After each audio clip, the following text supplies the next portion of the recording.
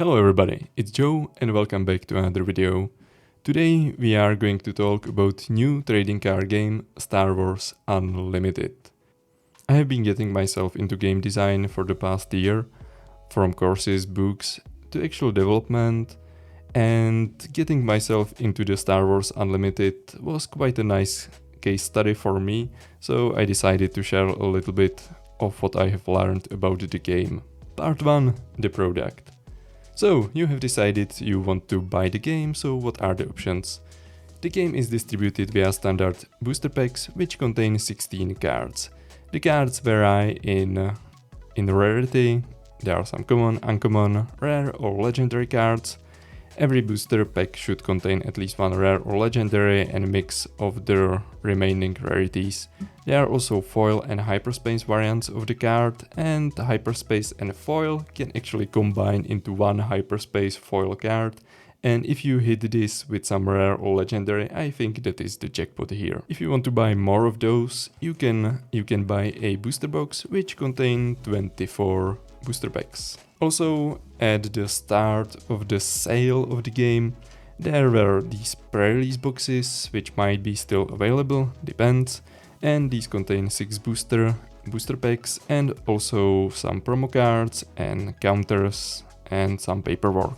The last option you have is the 2-player starter set, which contains 2 prepared decks you can just unwrap and start playing with them right away. But do you really want to or need to buy one of those? I would say probably not.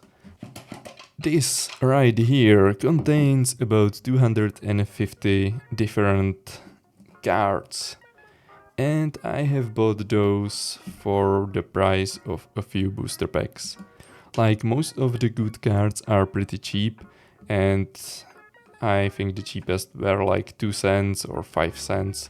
So you can get a bunch of cards quite easily. And I was able to build few decks from the cards I have bought, and all of those decks are much better than what you would get even in the 2-player starter. The only thing you would be missing on are some tokens or counters, but I usually use dice anyway. I use the dice to mark the damage on the cards, so that's quite easy and cheap way to substitute the counters you would get in the pre-release or starter packs. If you are an investor and generally like to sit on a sealed product, I would recommend to do a little bit more research.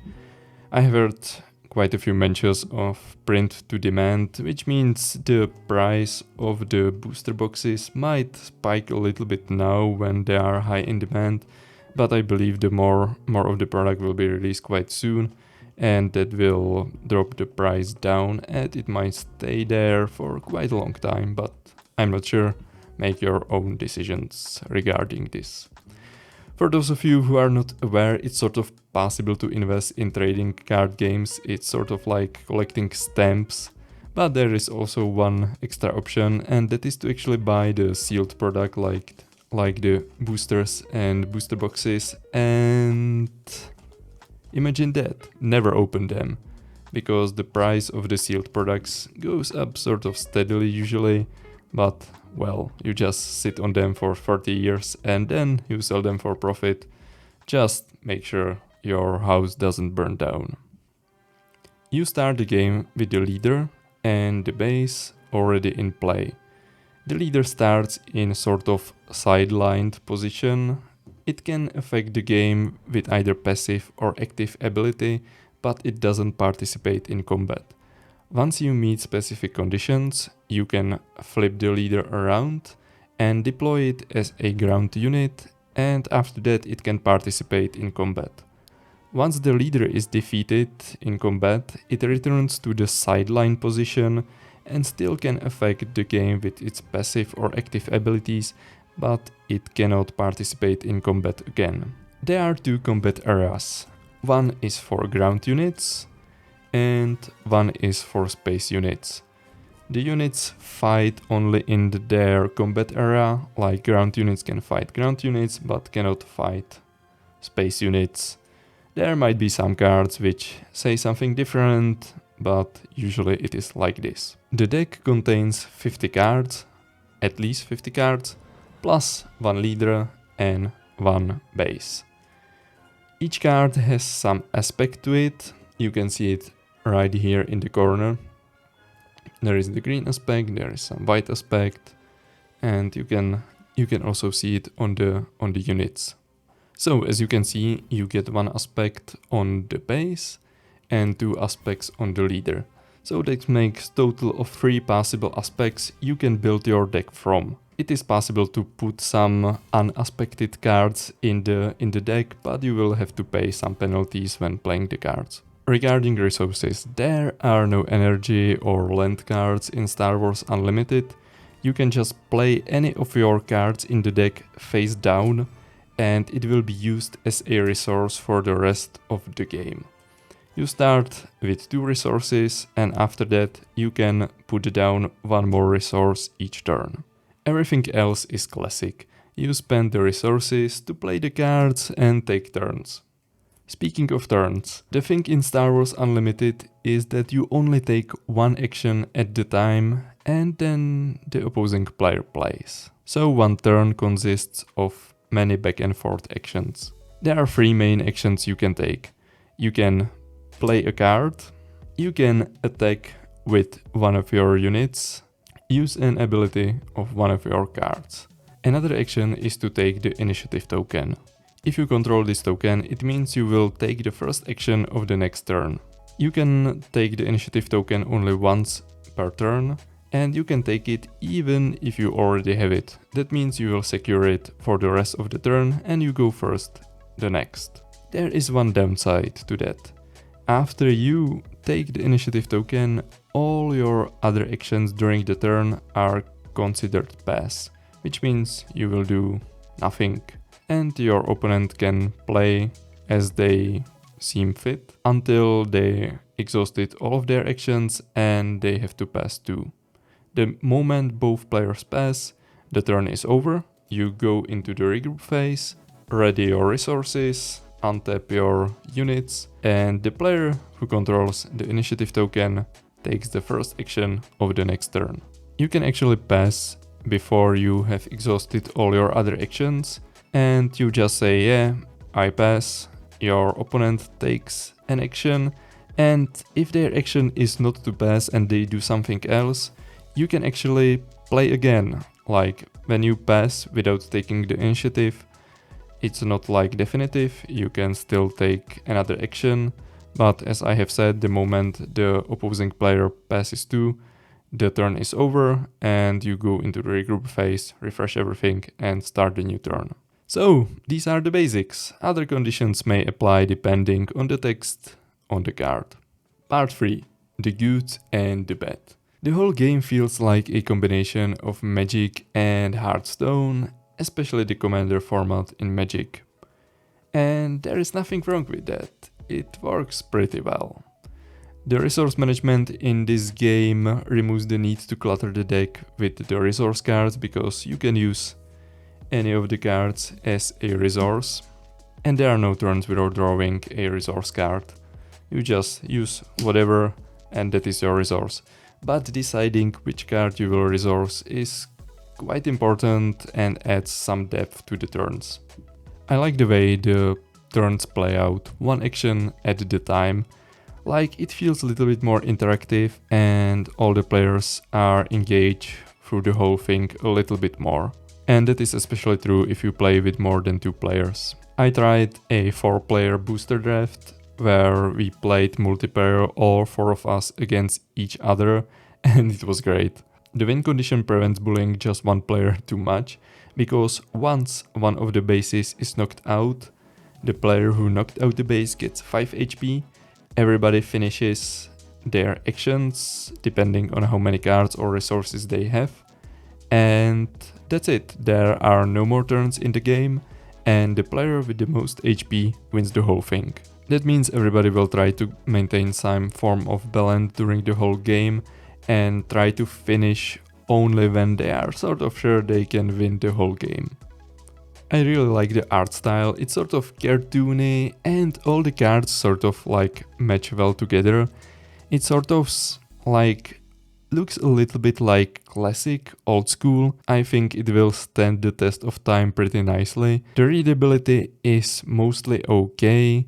Just the minor thing is that the text for unit and ground or space is a little bit small, but once you get to know the game a little bit, you can tell whether it is like Wookiee or a spaceship, so they get a pass at that.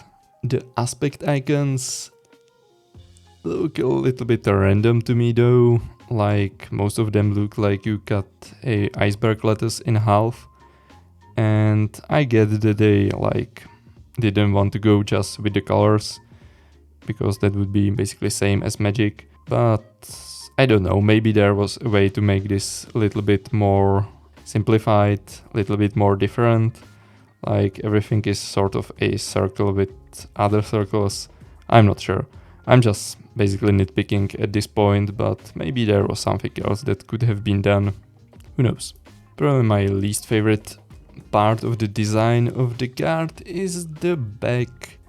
Like, maybe if the Star Wars logo was slightly smaller, it's like too cramped at the card, I would say. I'm not sure, it looks quite generic to me. I'm not sure what I expected, and I should consider ourselves lucky because there is no more iceberg lettuce on the back. But yeah, just nitpicking at this point. My favorite part of many card games is actually deck building, and I'm pretty satisfied even with the options we have right now with the first set. The deck building is usually the most fun when the game is fresh, people are trying to figure out what is going on, so that's pretty good time to jump in if you are inclined. I also like making budget decks because it adds another constraint to the process and I find that more fun.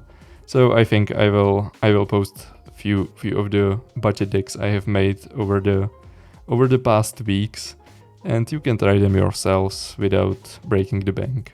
I would say the game is probably nothing game breaking, if you know what I mean. Like, it's not super unique in any way, I would say. You can sort of read the influence from other games, but yeah, it fits pretty well together. Most of the cards don't have a wall of text and the rules are pretty simple, I would say. The style of the game that you take one turn at a time, it is sort of, I would say, accessible and inviting to the new players, even if you are not experienced with card games that much. And also it can sort of work like a board game.